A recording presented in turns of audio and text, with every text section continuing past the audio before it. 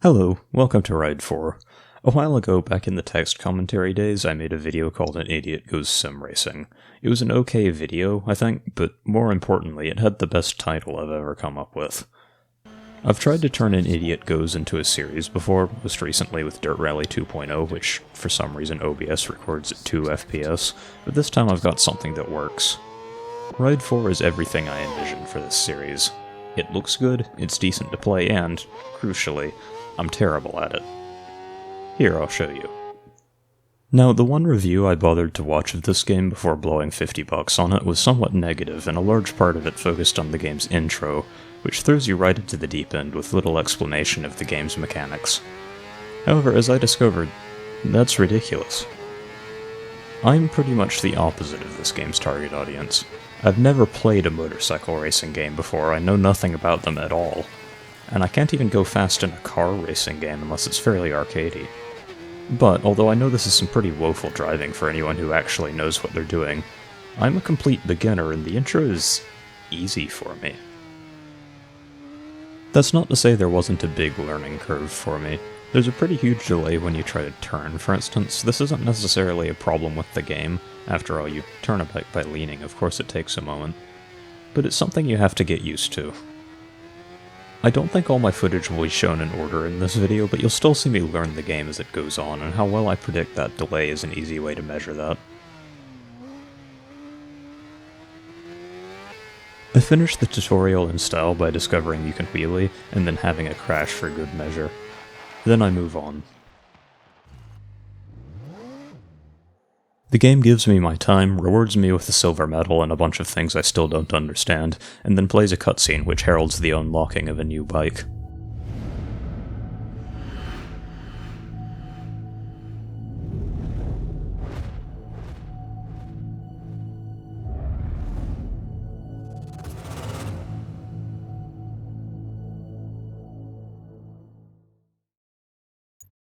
I am then asked to choose a starting league for my career. Being American, I choose America, although having now done a bunch of the career off camera, I can say that the American league has far too few tracks. And then I am given another cutscene and returned to the main menu.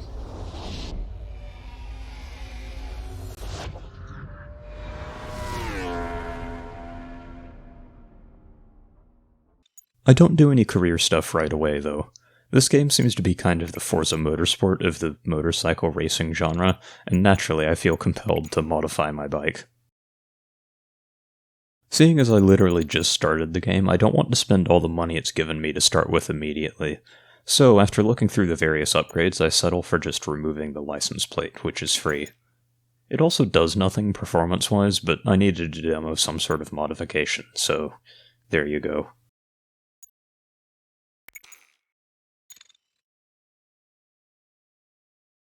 Next up, because the early career races force you to use specific bikes, I'm doing a quick race to try out the one I just got. Out of laziness, I haven't bothered to change any of the settings or the track, though it seems like the track it suggests is different every time I open the game, which I think is a nice touch. I also switched to manual shifting. I hadn't found time to mention this before now, but the game starts you out with an automatic. I suppose this makes sense for beginners, but it did confuse me for a moment while doing the intro.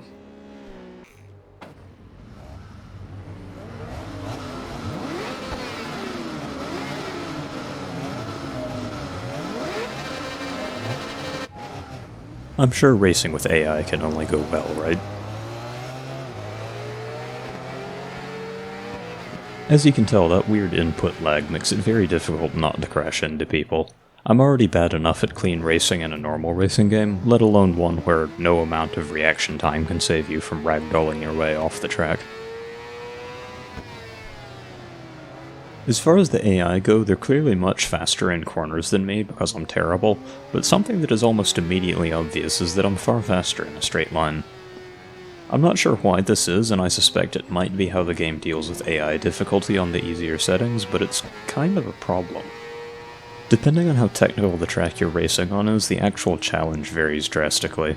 Even now, there are tracks I'm incapable of even a podium spot on, while others, because of my minimum AI difficulty, I'll win by a good 5 or 10 seconds.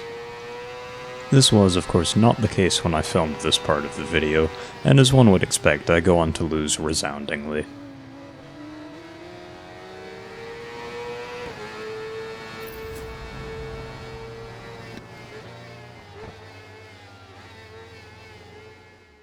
Okay, the first career thing is a time trial. Let's give that a shot.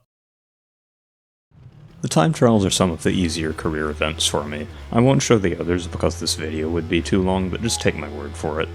Unlike track tests, which I hate, they actually show the racing line that you have turned on in settings. And unlike races, which I'm bad at, you're alone on the track, so you don't have to worry about accidentally committing homicide. On the other hand, if your racing style is particularly homicidal, say if you like Forza Horizon public lobbies, maybe time trials aren't for you. If you, like me, are editing the audio for this video, I'm sure that is a great many of you, you might have noticed that this bike is particularly ill-suited to my already muddy and nearly unintelligible voice. There are a lot of different bike sounds in this game, which makes sense as it apparently has some 250 bikes. It certainly doesn't feel like that many when you look through the dealerships, but I might just be missing something. Or stupid. Anyway, I'd now like to mention that this game looks really, really good. I think it needs a slow-motion montage to really show you that. With something cheesy over the top, like, say, a waltz.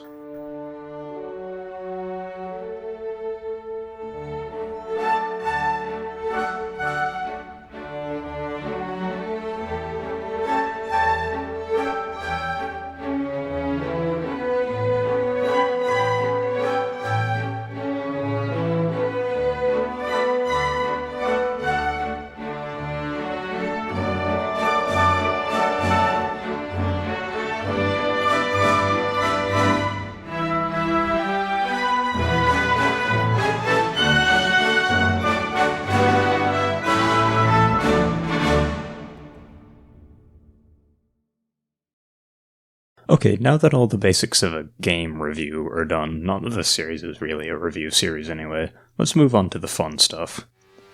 We start with something I did in the sim racing video too, a time trial with the worst possible racing conditions. Like with that first video, I feel a little bit underwhelmed by this. Sure, it feels different driving in heavy rain, but not a lot different. This probably has something to do with the stability control I'm still too terrified to turn off, so like with the input lag, I can't necessarily say it's a bad thing. But I don't know, I kind of wanted some oversteer. Other than automatic shifting and braking, I'm pretty sure I have every single assist turned on, so the game can almost definitely make you suffer if you decide to turn them off.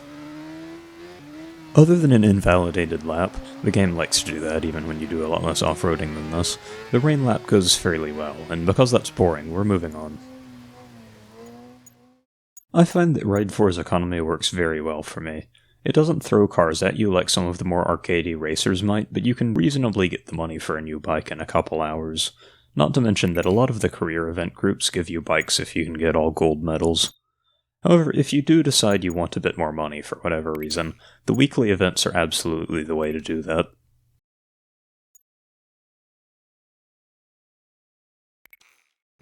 This particular weekly event, I can't remember how long ago I filmed this, probably no more than a couple weeks, takes me to Laguna Seca, a track that I love but that I'm absolutely terrible at. The bike, meanwhile, is a gloriously noisy KTM, which I enjoyed so much that I bought it after doing this. You'll see it again in the video's outro, it might be my favorite bike so far. After a few invalidated laps, by which I mean an unbelievable number of them, I eventually managed to get a clean lap. The key to this is figuring out where the game will let you push it a bit. You can drive on curbs usually, and on this runoff area here, but go too wide on the last turn and it will invalidate both the current lap and your next one. Speaking from quite a lot of experience, this is annoying. Eventually though, I get a clean lap just barely fast enough for a bronze medal and discover that for my one clean lap, I have been given 6 figures. That's nice. Now, a little while later, while trying to get some B-roll shots for this video, which I didn't actually end up using, I made a discovery that kind of made me fall in love with this game. You see, I went in some random British track because it looked interesting, not realizing that I had accidentally signed myself up for a 13-minute endurance race. However, because of how ridiculously fast this track is, what you were about to see was, in the moment, maybe the most exhilarating thing I've ever experienced in a racing game. The The speed is terrifying, like trying to wrestle a tiger on a rocket ship. I know that sounds stupid, like I'm one of those lazy game journalists who shoves half-baked metaphors into reviews of games to sound smarter than they are. And while that's entirely true, I just don't have a way to describe it properly. You'd have to do it yourself to really know what it felt like, I think. By the time I was done, I had such an adrenaline rush I pretty much could do nothing but do the race again. And again. I finished dead last by like 2 minutes, by the way, but the first half of the race I filmed was so good I considered including it here completely unedited. I decided not to, but hopefully this commentary will have taken up enough time to give you an idea. Also, if you look for videos of Ride 4 on YouTube, you'll see a few first-person replays with titles like, Ride 4 in first person is insane. You know, with half the words in all caps and probably the phrases 4K and HD stuffed into the title for good measure. I can confirm, they're absolutely right.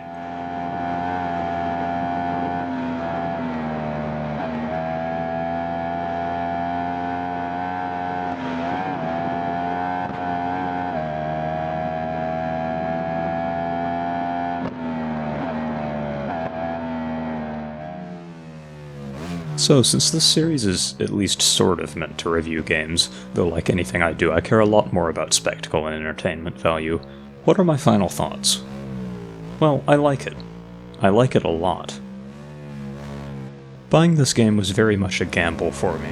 I buy maybe 4 or 5 games a year at most, and they're usually pretty cheap ones that I already know a lot about.